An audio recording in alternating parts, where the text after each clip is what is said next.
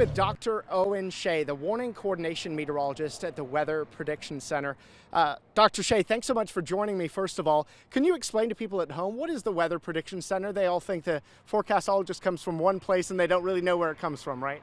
Yeah, the Weather Prediction Center is one of the national centers for environmental prediction under the National Weather Service that focuses primarily on winter storms, extreme temperatures, so heat waves, cold waves, and then heavy rainfall events. What is your role within the Weather Prediction Center? What do you do?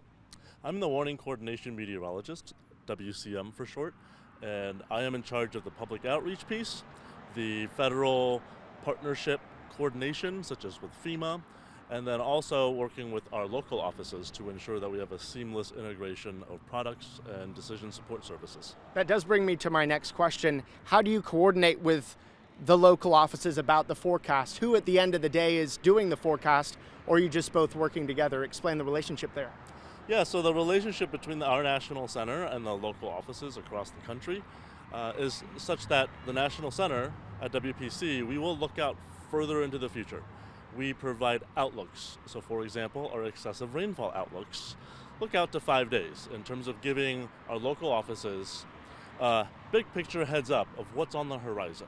As the weather gets closer, watches and warnings are issued by the local offices when it comes to flooding.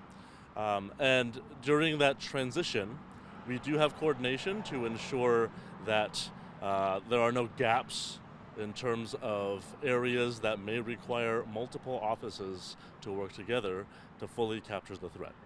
So the Weather Prediction Center deals a lot with flooding, but not exclusively. You mentioned the heat and the winter products. You're coming to us here less than a year after the July floods, the deadly July floods of last year.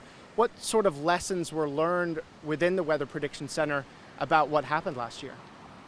Yeah, that event last summer was an excellent example of a high intensity, low probability, but high impact event. And flash flooding, unfortunately, is a multi-dimensional problem. And so something that we've learned over the many years we've been doing this is that oftentimes coverage and intensity don't necessarily match. So, for example, our excessive rainfall outlooks, or EROs, are tuned statistically for coverage, meaning if we issue a slight, moderate, or high risk of flash flooding, those are coverage descriptors. And a large area of rain that is likely to cause flash flooding will give it a higher rating, a higher category. However, that's not to say that a slight risk of flash flooding area won't have an extremely intense but very localized maximum. And that Texas flood event last July 4th was a good example of that, where you had very high intensity rainfall at just the right location along a river valley where the floodwaters were able to rise really quickly. If that same storm was displaced only by a few miles, the result would have been completely different, right? So even in a slight risk scenario per our ERO guidance, you could still have a very isolated, intense flash flood event. Are these inland flooding events a little harder to get the public's attention for when it comes with a storm without a name, like a tropical storm or a hurricane?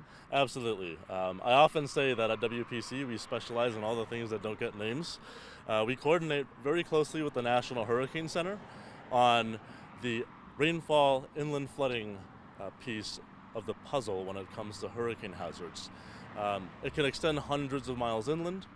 It can precede the storm by several days.